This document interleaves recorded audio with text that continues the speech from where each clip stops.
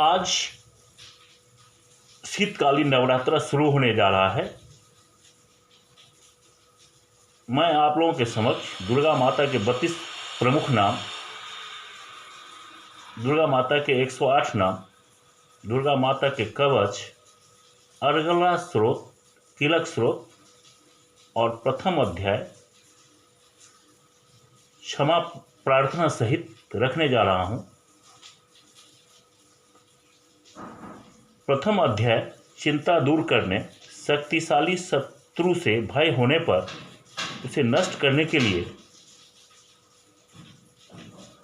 प्रथम अध्याय का पाठ किया जाता है। भगवती दुर्गा के 32 प्रमुख नाम।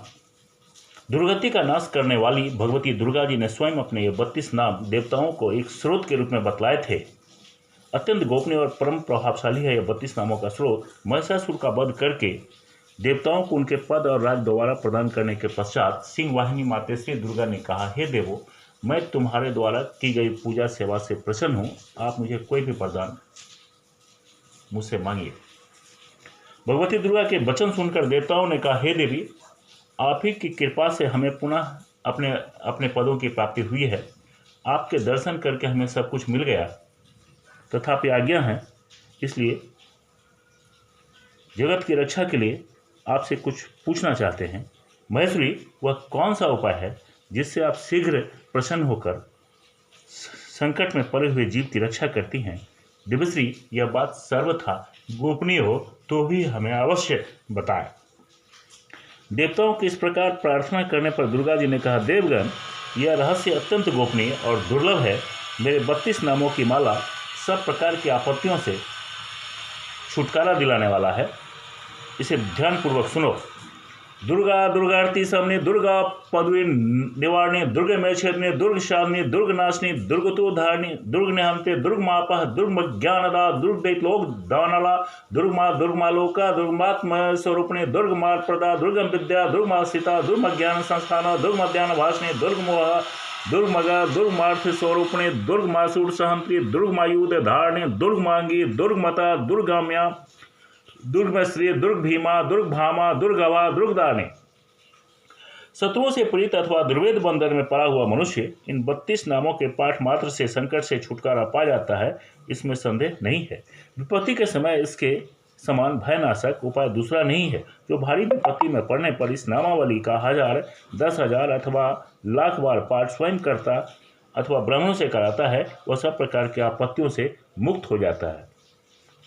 अग्नि में मधु मिश्रित सफेद तिलों से इन नामों द्वारा लाख बार हवन करे तो मनुष्य विपत्तियों से छूट जाता है। इस नाममाला का पुरुष 30,000 का है। दुर्गा जी के 108 नाम। भगवती दुर्गा भवानी के 1000 नामों का दुर्गा सशस्त्र नाम तो है ही, उनके 108 प्रमुख नामों को तो स्वयं भगवान शिव जी ने संकलित किया है।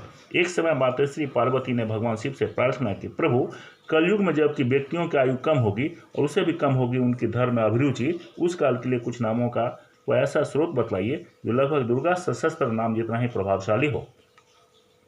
तब भगवान शिव ने माताश्री पार्वती को भगवती दुर्गा के सबसे प्रमुख 108 नाम इस प्रकार बतलाए।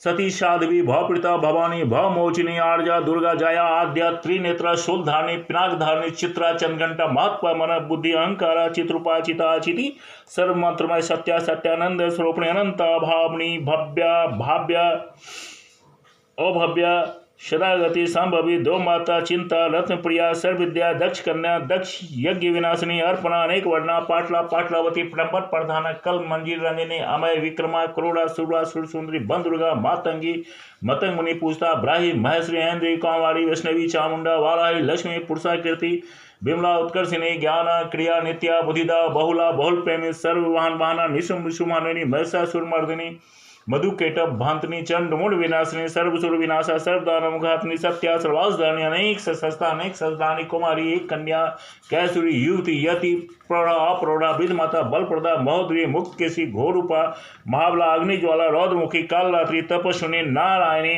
भद्रकाली विष्णु माया जलोदरी शिवदूती कराली अनंता परमेश्वरी कात्यायनी सावित्री प्रत्यक्षा ब्रह्मवादिनी सर्वशास्त्रमय इस अष्टोत्तर सतनाम की फल श्रुति बतलाते हुए भगवान शिव ने कहा, हे पार्वती, जो साधक इस दुर्गा अष्टोत्तर सतनाम का नित्य पाठ करता है उसके लिए तीनों लोकों में कुछ भी असाध्य नहीं रह जाता। वह साधक धन धान्य पुत्र पुत्री पत्नी हाथी घोड़ा अर्थ काम और मोक्ष प्राप्त करता है।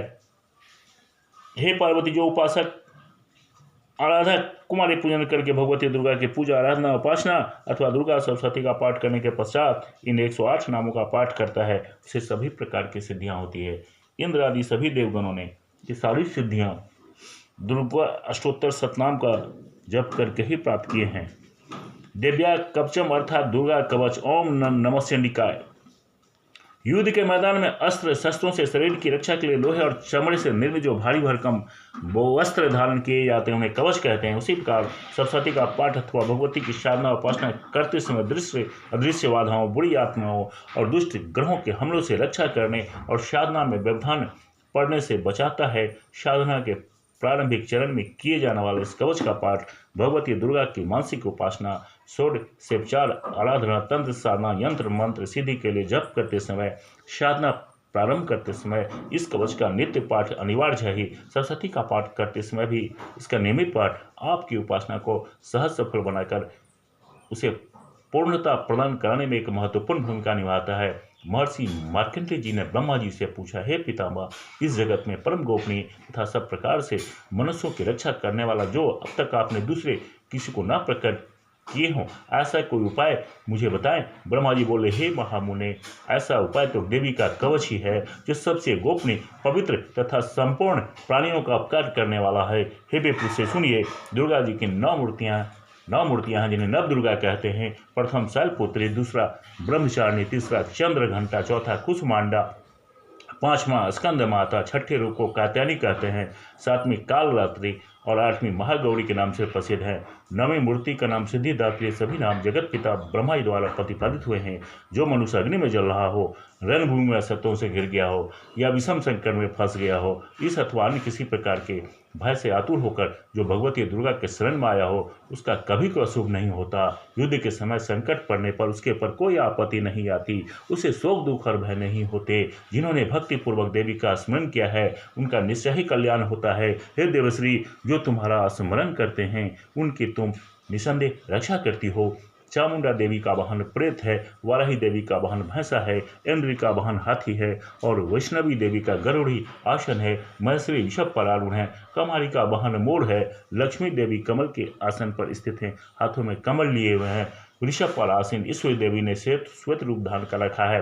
बराही देवी हंस पर बैठी हुई हैं और सब प्रकार के आभूषणों से अलंकृत हैं। ये सभी माताएं सब प्रकार के आभूषणों से युक्त तथा सभी प्रकार की योग शक्तियों से संपन्न हैं। इनके अतिरिक्त अनेक देवियां हैं, अनेक प्रकार के आभूषणों से युक्त तथा अनेक प्रकार के रत्नों से सुशोभित हैं। ये सभी देवियां क्रोध में भरी हुई अपने अपने वाहनों और रथों पर बैठी हुई दिखाई देती हैं। शंख चक्र गदा शक्ति हल और मुसल खेटक और तुमर परशु तथा पास कुंत और त्रिशूल तथा उत्तम साग धनुष आदि अस्त्र अपने हाथों में धारण किए हुए हैं। उनका उद्देश्य दैत्यों का नाश करना, भक्तों को अभय दान देना और देवताओं का कल्याण करना है। महान रौद्र रूप, अत्यंत घोर पराक्रम, महान बल और चढ़े हुए उत्साह वाली हे देवी, तुम महान भय का नाश करने वाली हो। तुम्हारी ओर देखना भी कठिन है। शत्रु की भय बढ़ाने वाली दुर्गे, मेरी रक्षा करो। पूर्व दिशा में ऐन्द्री नाम से विख्यात इंद्र शक्ति मेरी रक्षा करे। अग्निकोण में अग्नि शक्ति, दक्षिण दिशा में वाराही तथा नैऋत्य कोण में खड्ग धारिणी मेरी रक्षा करे। पश्चिम दिशा में वरुण शक्ति और वायव्य कोण में मृग पर सवारी करने वाली देवी मेरी रक्षा करे। उत्तर दिशा में कुमारी, ईशान कोण में त्रिशूल धारण करने वाली शूलधारिणी देवी मेरी रक्षा करे। ब्रह्मणी ऊपर की तरफ से और वैष्णवी देवी नीचे की ओर से मेरी रक्षा करे। सबको अपनी सवारी बनाने वाली चामुंडा देवी दसों दिशाओं में मेरी रक्षा करे। जया मेरे अग्रभाग की, विजय पीछे की ओर से मेरी रक्षा करे। वाम भाग में अजिता और दक्षिण भाग में अपराजिता मेरी रक्षा करे। उद्धोतनी शिखा की रक्षा करे। उमा मूर्धा स्थान की रक्षा करे। मेरे ललाट को माला धारण बिछावे। यशस्विनी देवी मेरी भावों की रक्षा करे। भाव के बीच में त्रिनेत्रा और नासिका की यम घंटा देवी रक्षा करे। दोनों नेत्रों के मध्य भाग की शंखनी और कानों की द्वारका वासी रक्षा करे। कालिका देवी गानों की तथा भगवती साकरी कानों के मूल भाग की रक्षा करे। नासिका में सुगंधा और ऊपर के होठ में चर्चिका देवी हमारी रक्षा करे। नीचे के होठ में अमृत कला तथा जीभ की सरस्वती रक्षा करे। कोमाली दांतों की और चंडिका कंठ स्थान की रक्षा करे। चित्र घंटा गले की घुटकी की और महामाया तालु में रहकर मेरी रक्षा करे। माधवी कामाक्षी ठोड़ी की और सर्वमंगला देवी मेरी वाणी की रक्षा करे। भद्रकाली गर्दन की रक्षा करे और धनुधरी मेरुदंड की रक्षा करे। कंठ के बाहरी भाग के नीलग्रीवा और कंठ के नली की रक्षा नल कुबड़ी देवी करे। मेरे दोनों कंधों की रक्षा खड्गिनी, दोनों भुजाओं की रक्षा वज्रधारणी करे। मेरे दोनों हाथों की रक्षा देवी दंडिनी और अंगुलियों की अंबिका रक्षा करे। सुलेश्वरी नखों की रक्षा करे। कुलेश्वरी देवी मेरे कोख में रहकर मेरी रक्षा करे। माधवी कामाक्षी ठोड़ी की और सर्वमंगला देवी मेरी वाणी की रक्षा करे। भद्रकाली गर्दन की रक्षा करे और धनुधरी मेरुदंड की रक्षा करे। कंठ के बाहरी भाग के नीलग्रीवा और कंठ के नली की रक्षा नल कुबड़ी देवी करे। मेरे दोनों कंधों की रक्षा खड्गिनी और दोनों भुजाओं की रक्षा वज्रधारणी करे। मेरे दोनों हाथों की रक्षा देवी दंडिनी और अंगुलियों की अंबिका रक्षा करे। सुलेश्वरी नखों की रक्षा करे। कुलश्री देवी मेरे कोख में रहकर रक्षा करे। माधवी दोनों स्तनों की और शोक के विनाशिनी देवी मन की रक्षा करे। ललिता देवी हृदय में और सुलधारणी देवी पेट में रहकर मेरी रक्षा करे। नाभि के कामनी और गुहा के ग्वैसी देवी रक्षा करे। भगवती कमर की और विंध्यवासिनी घुटनों की रक्षा करे। संपूर्ण कामनाओं को देने वाली महावाला देवी दोनों जंघाओं की रक्षा करे। नारसिंही दोनों एड़ियों की और तेजस्वी देवी दोनों पांव को ऊपरी भाग रक्षा करे। श्रीदेवी पैरों के अंगुलियों की और स्थलवासिनी पैरों के तलबों की रक्षा करे। भयंकर दाढ़ों वाली दृष्ट कराली देवी नखों की और उधर कृष्णी देवी बालों की रक्षा करे। रोमावलियों के छिद्रों की कौवेड़ी और त्वचा की वाग्यश्री देवी रक्षा करे। पार्वती देवी मेरे रक्त मज्जा वसा मांस हड्डी और मेदी की रक्षा करे। आंतों की कालरात्रि और पित्त की मुकुटेश्वरी रक्षा करे। मूलाधार आदि पदम कोशों में पद्मावती और कफ में चौरानवी देवी स्थित होकर रक्षा करे। नखों के तेज के ज्वालामुखी रक्षा करे। अमेरा देवी समस्त शरीर में जहां जहां जोड़ है उन सब जोड़ों की रक्षा करे। ब्राही देवी मेरे विड़िच की रक्षा करे। छत्तीसवीं छाया की तथा धर्म धारणी देवी मेरे अहंकार मन और बुद्धि की रक्षा करे। वज्र हस्ता देवी मेरे प्राण व्यान अपान उदान समानीन पांचों वायु की रक्षा करे। कल्याण शोभना देवी मेरे प्राण की रक्षा करके मुझे दीर्घायु बनावे। रस रुग्ध गंध शब्द स्पर्श इन विषयों का अनुभव करते समय योगिनी देवी रक्षा करे। सत्वगुण रजोगुण और तमो गुण की रक्षा शारदा नारायणी देवी करे। वाराही आयु की रक्षा करे। वैष्णवी धर्म की रक्षा करे। चक्रनी देवी यश कीर्ति लक्ष्मी धन और विद्या की रक्षा करे। इंद्राणी मेरे गोत्र की रक्षा करे। हे चंडिके तुम मेरे पशुओं की रक्षा करो। महालक्ष्मी मेरे पुत्र और पुत्रियों की रक्षा करे और भैरवी मेरी पत्नी की रक्षा करे। मेरे रास्ते की सुपथा तथा दुर्गा मार्ग की क्षेमकारी रक्षा करे। राजा के दरबार में महालक्ष्मी रक्षा करे। अतः सब ओर से व्याप्त जिया देवी सब प्रकार से हमारी रक्षा करे। हे देवी जो स्थान इस कवच पाठ में नहीं कहे गए हैं अतः रक्षा से रहित हैं वो सब तुम्हारे द्वारा सुरक्षित हो, क्योंकि तुम विजयशालिनी और पाप नाशनी हो। यदि मनुष्य अपना भला चाहे तो बिना कवच पाठ के कहीं एक पग भी न जाए। कवच का पाठ करके ही यात्रा करे। नित्य कवच के पाठ द्वारा सब ओर से सुरक्षित मनुष्य जहां जहां भी जाता है वहां वहां उसे धन का लाभ होता है। सारी कामनाओं की सिद्धि करने वाली विजय की प्राप्ति होती है। वह जिस अभिष्ट वस्तु का चिंतन करता है उस वस्तु को निश्चय प्राप्त करता है। कवच से सुरक्षित मनुष्य निडर हो जाता है। संग्राम में उसकी पराजय नहीं होती तथा वह तीनों लोकों में पूजनीय होता है। देवी का यह कवच देवताओं के लिए भी दुर्लभ है। जो प्रतिदिन यत्न पूर्वक प्रातः दोपहर तथा सायकाल को श्रद्धा के साथ इसका पाठ करता है उसे दैविक कला प्राप्त होती है तथा वह तीनों लोकों में कहीं भी पराजित नहीं होता। वह अकाल मृत्यु से रहित होकर 100 से अधिक वर्षों तक जीवित रहता है। कवच का पाठ करने वाला व्यक्ति की चेचक और कोढ़ जैसे भयंकर व्याधियां नष्ट हो जाती है। अस्थावर जंगम और कितने विषयों का इस पर कोई असर नहीं होता। इस पृथ्वी पर मारन मोहन आदि जितना उपचारक प्रयोग होता है इस पर जितने भी मंत्र यंत्र हैं वे सब इस कवच को हृदय में धारण कर लेने पर उस मनुष्य को देखते ही नष्ट हो जाते हैं। पृथ्वी पर विचरने वाले आकाशचारी जल से प्रकट होने वाले भूत प्रेत आदि अपने जन्म के साथ प्रकट होने वाले देवता कुल देवता माला कंठमाला डाकिनी शाकिनी अंतरिक्ष में विचरने वाला तम पर्वती चुड़ैले ग्रह भूत पिचास यश ग्रह राक्षस ब्रह्म राक्षस बेताल कुष्मांड और भैरव आदि अनिष्ट करने वाले देवता भी हृदय में कवच धारण किए रहने पर उस मनुष्य को देखते ही भाग जाते हैं। कवचधारी पुरुष को राज से सम्मान और उन्नति की प्राप्ति होती है। यह कवच मनुष्य के तेज को बढ़ाने वाला और अति उत्तम है। कवच का पाठ करने वाला व्यक्ति अपनी कीर्ति से विभूषित पृथ्वी तल पर सुयश के साथ साथ वृद्धि को प्राप्त होता है। जो पहले कवच का पाठ करके इसके बाद दुर्गा सप्तशती का पाठ करता है, उसे जब तक वनों पर्वतों और कानों से यह पृथ्वी टिकी है, पृथ्वी पर पुत्र पौत्र आदि संतान परंपरा बनी रहेगी। फिर देहांत होने पर वह पुरुष भगवती महामाया के प्रसाद से उस नित्य परमपद को प्राप्त होता है, जो देवताओं के लिए भी दुर्लभ है। वह सुंदर दिव्य रूप धारण करता है, कल्याण में भगवान शिव के साथ दिव्य आनंद का भोग करता है।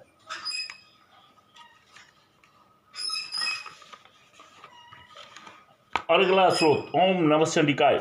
दरवाजे पर लगाई जाने वाली साकल को अर्गला कहा जाता है। दरवाजे पर लगाई जाने वाली साकल को अर्गला कहा जाता है।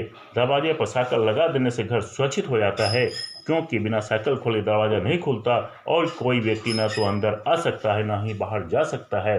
ठीक है, स्त्री स्रोत की है। इस अर्गला स्रोत का नियमित पाठ करने से कोई भी बाड़ी बाधा, भूत प्रेत का भय और शत्रुओं द्वारा किए गए तांत्रिक प्रयोग घर पर आक्रमण नहीं कर पाते। अनुष्ठुप छंद में रचित इस अर्गला स्रोत के ऋषि श्री विष्णु हैं और देवता धन्य धान की देवी महालक्ष्मी जी हैं। यंत्र तंत्र साधना दुर्गा सप्तशती का पाठ करते समय श्री दुर्गा कवच के बाद किया जाता है इस अर्गला स्रोत का पाठ। मार्कंडेय जी कहते हैं, जयंती मंगला काली भद्रकाली कपालिनी दुर्गा क्षमा शिव धात्री स्वाहा और सुधा, इन नामों से प्रसिद्ध जगदम्बिके तुम्हें मेरा नमस्कार है। देवी चामुंडे तुम्हारी जय हो।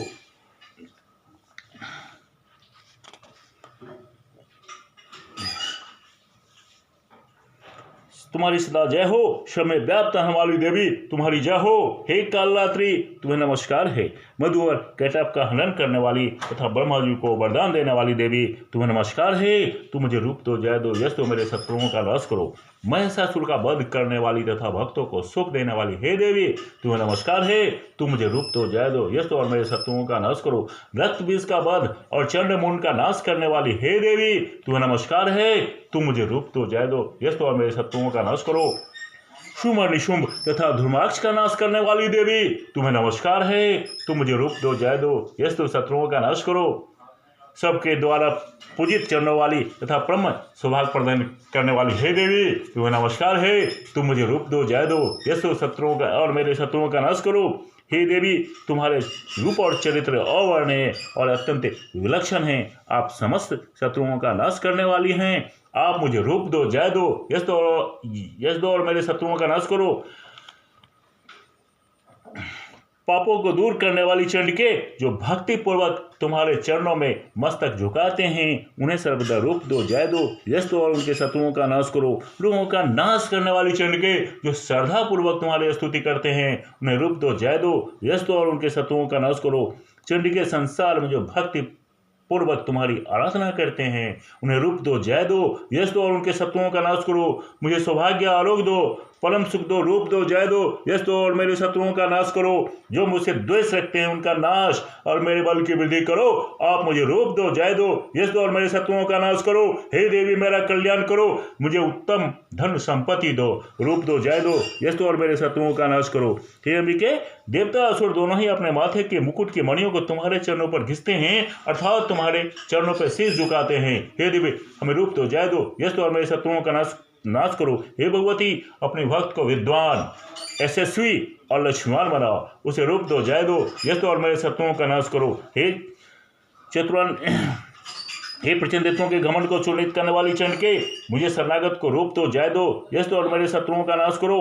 हे चतुरानन, ब्रह्मा जी के द्वारा मंदिर 4 भुजाओं वाली देवी परमेश्वरी, तुम मुझे रूप दो, जय दो, यश दो और मेरे शत्रुओं का नाश करो। हे देवी अंबिके, भगवान कृष्ण द्वारा निरंतर भक्ति पूर्वक तुम्हारी स्तुति की गई है। तुम मुझे रूप दो, जय दो, यश दो और मेरे शत्रुओं का नाश करो। हिमाचल कन्या पार्वती के पति महादेव जी द्वारा वंदित परमेश्वरी, मुझको रूप दो, जय दो, यश दो और मेरे शत्रुओं का नाश करो। इंद्र के द्वारा सद्भाव से पूजित परमेश्वरी, तुम मुझे रूप दो, जय दो, यश दो और मेरे शत्रुओं का नाश करो। प्रचंड भूदंडों वाले देवताओं का घमंड चूर करने वाली देवी, मुझे रूप दो, जय दो, यश दो और मेरे शत्रुओं का नाश करो। देवी अंबिके, तुम भक्तजनों को आनंद प्रदान करती हो। मुझे रूप दो, जय दो, यश दो और मेरे शत्रुओं का नाश करो। मुझको मन की इच्छा के अनुसार चलने वाली दुर्गम संसार से तारने वाली तथा उत्तम कुल में उत्पन्न हुई मनोरम पत्नी प्रदान करो। जो मनुष्य स्रोत का पाठ करके सरस्वती का पाठ करता है वो सरस्वती के पाठ से मिलने वाले श्रेष्ठ फलों को प्राप्त होता है और साथ ही प्रचुर संपत्ति भी प्राप्त करता है। तिलक स्रोत ओम चंडिका देवी को नमस्कार है। मार्कंडेय जी बोले, शुद्ध ज्ञान ही जिनका शरीर है, तीनों वेद जिनके तीन दीप चक्षु हैं, जो सुख प्राप्ति के हेतु हैं तथा अपने मस्तक पर अर्धचंद्र का मुकुट धारण करते हैं, उन भगवान शिव को नमस्कार है। मंत्रों का जो अवकीलक है अर्थात मंत्रों में विघ्न बाधा उपस्थित करने वाले शाप रूपी कीलक का जो निवारण करने वाला है, उस रूप को संपूर्ण रूप से जानना और समझना चाहिए। यद्यपि इसके अतिरिक्त अन्य मंत्रों के जप में जो सतत लगा रहता है वह भी कल्याण का भागी होता है, उसके भी उच्चाटन आदि कर्म सिद्ध होते हैं, समस्त पदार्थों वस्तुओं की प्राप्ति मिल जाती है तथा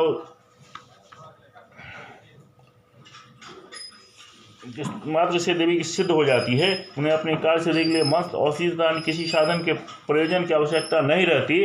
बिना जप के ही उनके उच्चारण आदि समस्त अविचारक कर्म सिद्ध हो जाते हैं। शिव जी ने लोगों को सर्व सिद्धियां बिना परिश्रम के प्राप्त हो जाने के प्रयोजन से इस सब शुभ को खेल दिया था और लोगों की भलाई हेतु भगवान और चंडिका के स्रोत को गुप्त कर दिया था। इसके पाठ से अच्छे पुण्य की प्राप्ति होती है। अन्य मंत्रों का जप करने वाले व्यक्ति स्रोत के जप का अनुष्ठान कर ले तो पूर्ण से कल्याण का भागी होता है, उसमें नाम बात भी संदेह नहीं है। जो साधक कृष्ण पक्ष की चतुर्दशी अथवा अष्टमी को एकाग्र मन से भगवती की सेवा में अपना सर्वस्व निछावर कर देता है, फिर उसे प्रसाद स्वरूप से ग्रहण करता है, उसी पर भगवती प्रसन्न होती है, अन्यथा नहीं। इस प्रकार सिद्धि के प्रतिबंधक रूप किलक के द्वारा महादेव जी ने इस स्रोत को क्लित कर रखा है। जो पूर्व कथित रीति से निष्कलन करके इस सप्तशती स्रोत का प्रतिदिन स्पष्ट उच्चारण पूर्वक पाठ करता है वह मनुष्य सिद्ध हो जाता है, वही देवी का पार्षद होता है और वही गंधर्व भी होता है। सर्वत्र विचरते रहने पर भी संसार में से कहीं भी भय नहीं होता, वह अपमृत्यु के बस में नहीं पड़ता तथा शरीर त्यागने पर मोक्ष प्राप्त कर लेता है। अतः किलन को जानकर तथा उसका परिहार करके ही सप्तशती का पाठ आरंभ करे। जो ऐसा नहीं करता उसका नाश हो जाता है। इसलिए किलक और निष्कलन का ज्ञान प्राप्त करने पर ही स्रोत निर्दोष होता है और विद्वान पुरुष इस निर्दोष स्रोत का ही पाठ करते हैं।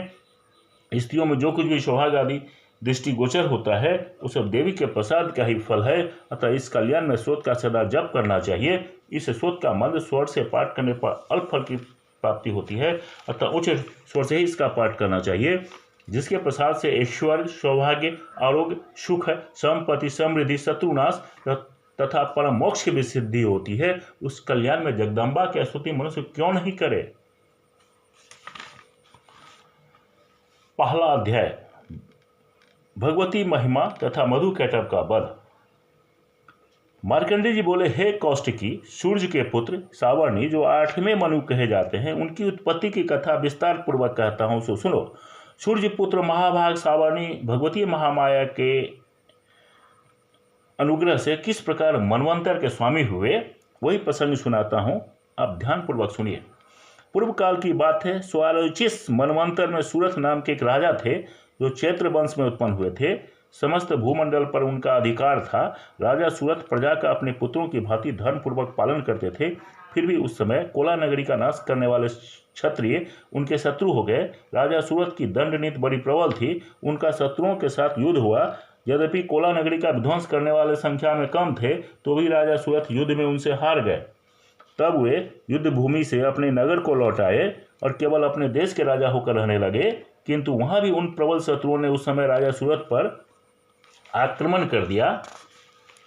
राजा सूरथ का बल क्षीण हो चला था, इसलिए उनके दुष्ट, बलवान एवं भेदी मंत्रियों ने वहां उनकी राजधानी में ही राजकीय सेना और खजाने को हथिया लिया। सूरथ का प्रभुत्व नष्ट हो चुका था, इसलिए वे शिकार खेलने के बहाने घोड़े पर सवार होकर वहां से अकेले ही एक घने जंगल में चले गए। वहां उन्होंने ब्राह्मण श्रेष्ठ मेधा मुनि का आश्रम देखा। उस आश्रम में अनेकों हिंसक जीव परम शांत भाव से रहते थे। मुनि के बहुत से शिष्य उस वन की शोभा बढ़ा रहे थे। वहां जाने पर मुनि ने उनका आदर सत्कार किया और वे उन मुनि श्रेष्ठ के आश्रम में इधर उधर विचरते हुए कुछ काल तक वहां रहे। अपने राज्य की याद आने पर एक दिन राजा सूरथ ममता के वशीभूत होकर उस आश्रम में इस प्रकार चिंता करने लगे, पूर्व काल में मेरे पूर्वजों ने जिस नगर का पालन किया था वही नगर राजा आज मुझसे रहित है। पता नहीं दुराचारी सेवकगण उसकी धर्म पूर्वक रक्षा करते होंगे या नहीं। जो सदा मद की वर्षा करता था और अति बलवान था वह मेरा प्रधान हाथी अब शत्रुओं के अधीन होकर न जाने कितने दुखों को भोगता होगा। जो लोग मेरी कृपा, धन और भोजन पाने से सदा मेरे पीछे चलते थे, वे निश्चय ही अब दूसरे राजाओं का अनुसरण करते होंगे। व्यर्थ खर्च करने वाले उन लोगों के द्वारा अत्यंत कष्ट से जमा किया हुआ और मेरा खजाना खाली हो जाएगा। इस प्रकार की और भी कई बातें राजा सूरत लगातार सोचते थे। एक दिन उन्होंने वहां विप्र पर मेधा ऋषि के आश्रम के निकट एक वैश्य को देखा और उससे पूछा, हे सज्जन, तुम कौन हो? यहाँ तुम क्यों शोकग्रस्त और उद्विग्न दिखाई देते हो? राजा सूरत का यह प्रेम पूर्वक कहा हुआ वचन सुनकर विनीत भाव से उन्हें प्रणाम करके वैश्य बोला, राजन, मैं धनिकों के कुल में उत्पन्न एक वैश्य हूँ। मेरा नाम समाधि है। मेरे दुष्ट पुत्रों ने धन के लालच में आकर मुझे घर से बाहर निकाल दिया है। इस समय धन, स्त्री और पुत्र से वंचित हूँ। विश्वसनीय बंधु बांधवों ने मेरी ही संपत्ति की छीन कर मुझे निकाल दिया है। इसलिए दुखी होकर मैं यहाँ चला आया हूँ। यहाँ रहकर मैं इस बात को नहीं जानता कि मेरे पुत्रों की, स्त्री की और आत्मियों की कुशल है या नहीं। इस समय घर में वे कुशल से हैं अथवा अकुशल से? वे मेरे पुत्र कैसे हैं? क्या वे सदाचारी हैं अथवा दुराचारी हो गए हैं? राजा ने पूछा, जिन लोभी स्त्री, पुत्र आदि ने धन के कारण तुम्हें घर से निकाल दिया, उनके प्रति तुम्हारे चित्त में इतना प्यार और ममता क्यों है? वैश्य ने कहा, राजन, आप मेरे विषय में जो बात कह रहे हैं वो सच है, किंतु क्या करूं? मेरा मन निष्ठुरता धारण नहीं कर सकता। जिन्होंने धन के लोभ में पड़कर पिता के प्रति श्रद्धा, पति के प्रति प्रेम तथा स्वजन के प्रति अनुराग को तिलांजलि देकर मुझे घर से निकाल दिया है, उन्हीं के प्रति मेरे हृदय में इतनी अनुरक्ति है। हे महामते, गुणहीन बंधुओं के प्रति जो मेरा चित्त इस प्रकार प्रेम मग्न हो रहा है, यह क्या है? इस बात को मैं जानकर भी नहीं जान पाता। उनके लिए मैं लंबी सांसें ले रहा हूँ और अत्यंत दुखित हो रहा हूँ। उन लोगों में मैं प्रेम का सर्वथा अभाव है, तो भी उनके प्रति मेरा मन निष्ठुर नहीं हो पाता। इसके लिए मैं क्या करूँ? मार्कंडेय जी बोले, हे विप्र, तदंतर राजाओं में श्रेष्ठ सूरत और वह समाधि नामक वैश्य दोनों साथ साथ महर्षि मेधा की सेवा में उपस्थित हुए।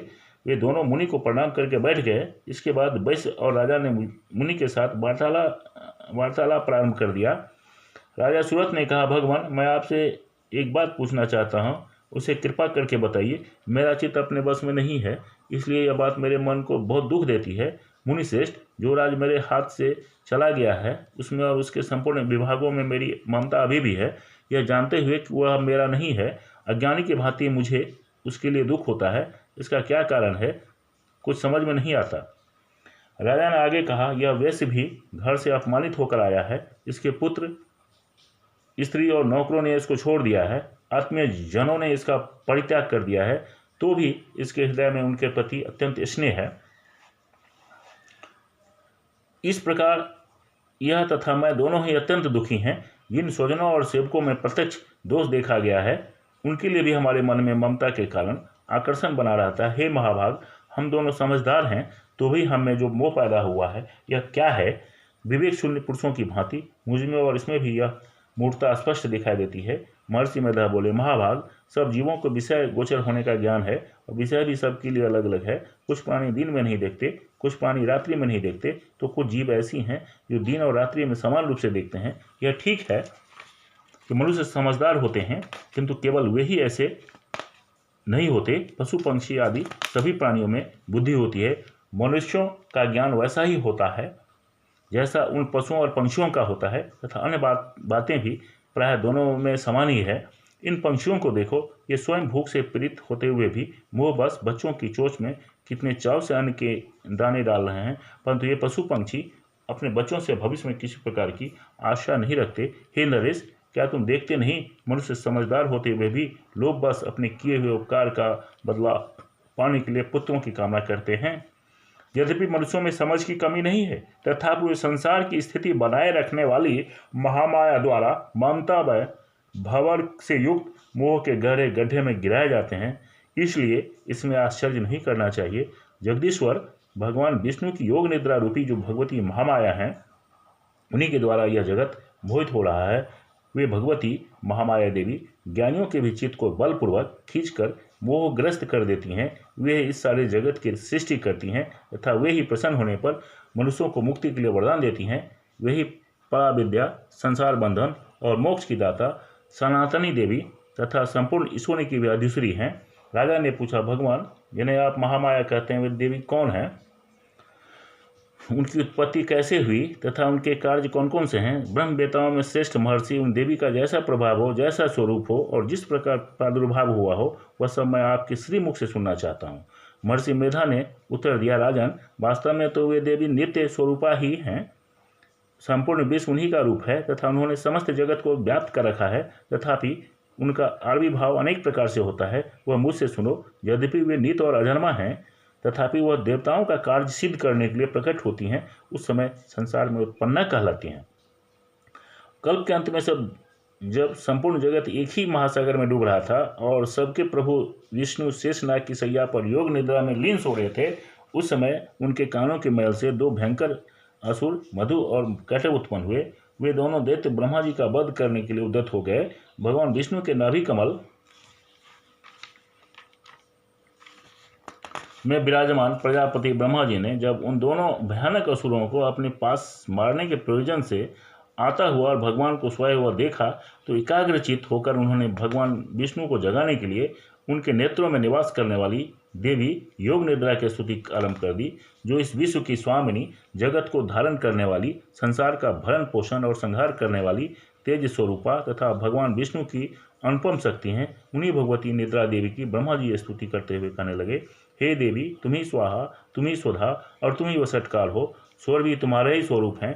तुम्हारी प्राणदायिनी सुधा हो, तुम ही प्राणदायिनी सुधा हो। नित्य अक्षर, प्रणव में आकार, उकार, मकार, इन तीन मात्राओं के रूप में तुम ही स्थित हो तथा इन तीन मात्राओं के अतिरिक्त जो बिंदु रूप अर्ध मात्रा है, इसका विशेष रूप से उच्चारण नहीं किया जा सकता, वह भी तुम ही हो। इस तरह तुम ओम रूप हो। हे देवी, तुम ही संध्या, सावित्री तथा परम जननी हो। हे देवी, तुम ही इस सकल ब्रह्मांड को धारण करती हो। तुम्हें इस जगत की सृष्टि हो तुमसे ही जगत की सृष्टि होती है। तुम्हें इसका लालन पालन करती हो और तुम ही कल्प के अंत में सबको अपना ग्रास बना लेती हो। हे जगन्मयी देवी, इस जगत की उत्पत्ति के समय तुम सृष्टि रूपा हो, पालन काल में स्थिति रूपा हो तथा कल्पांत के समय संहार रूपा हो। तुम्हें महाविद्या, महामाया, महामेधा, महास्मृति, महामोह रूपा, महादेवी और महासुरी हो। तुम्हें सत्व, रज और तम नामक तीनों गुणों को उत्पन्न करने वाली तथा सबकी प्रकृति हो। हे देवी, तुम्हें भयंकर कालरात्रि तथा महारात्रि हो और तुम ही बोध स्वरूपा बुद्धि हो। लज्जा, शांति, क्षमा, पुष्टि और तुष्टि भी तुम ही हो। तुम शूल धारणी, घोर रूपा, खड़ग धारणी तथा गदा, चक्र, शंख और धनुष धारण करने वाली हो। बाण, भुसुंडी और परिधि ये भी तुम्हारे अस्त्र हैं। तुम सौम्य और सौम्यतम हो। इतना ही नहीं, जितने भी सौम्य एवं सुंदर पदार्थ हैं, उन सब की अपेक्षा तुम अत्यधिक सुंदरी हो।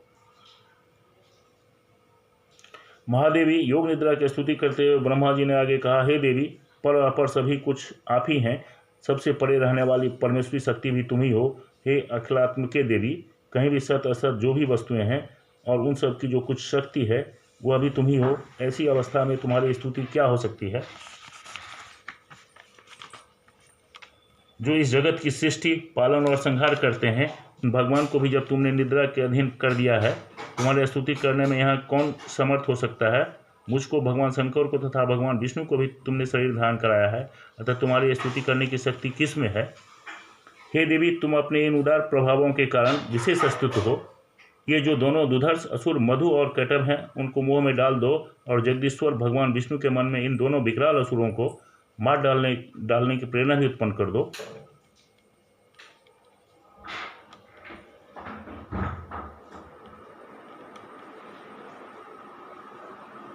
ऋषि बोले, हे राजन, जब ब्रह्मा जी ने वहाँ मधु और कैटव को मारने के उद्देश्य से भगवान विष्णु को जगाने के लिए तमोगुण की अधिष्ठात्री देवी योग निद्रा की इस प्रकार स्तुति की, तब वे भगवान के नेत्र, नासिका, बाहु, हृदय और वक्ष स्थल से निकलकर अप्रकट जन्म वाले ब्रह्मा जी की दृष्टि के समक्ष साक्षात रूप में खड़ी हो गई।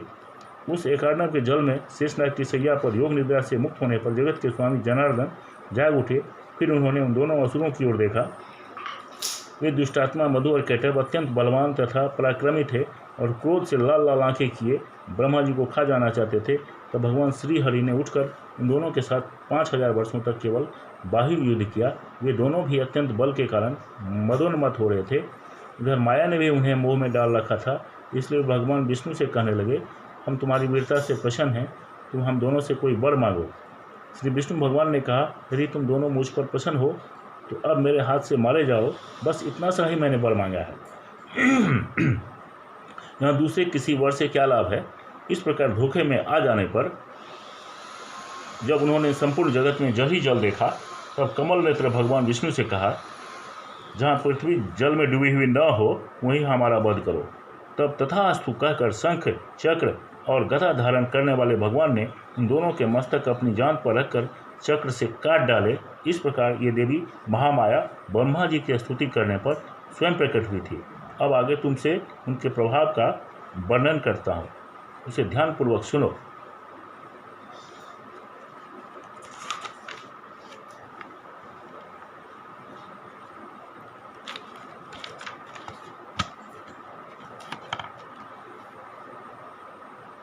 एतद्पाठे जगदम्बिके मया विसर्ग विनुचन हिन्मृतं तदस्तु सम्पूर्णतं प्रसादता संकल्प सिद्धिशय सदैव जायतं महद्ज्ञानतो वा पठितं पठिता साम्प्रत्यस्तिस्मिन् तत्तु संमस्ता भगवती वरदे तत्प्रसाद प्रसीदावाहं न जानामि विसर्जनं पूजा च न जानामि क्षमता परमेश्वरी मंत्रहीनं क्रियाहीनं भक्तिहीनं सुरेश्वरी यत्विदं माया देवी परिपुंतस्तु में अप्राप्तम कित्वा जगदम्बती चोचरत या गति समाप्नोति भमदेशुरा शाप्रोधस्मि शरणं प्राप्तस्त्वा जगदम्बिके इदानीमनुकंप्योहम यथेसि तथा कुरु कामेश्वरी जगन्माता सजदानन विग्रहे गृहाणा चलमेवा प्रत्या प्रसिद्ध परमेश्वरी।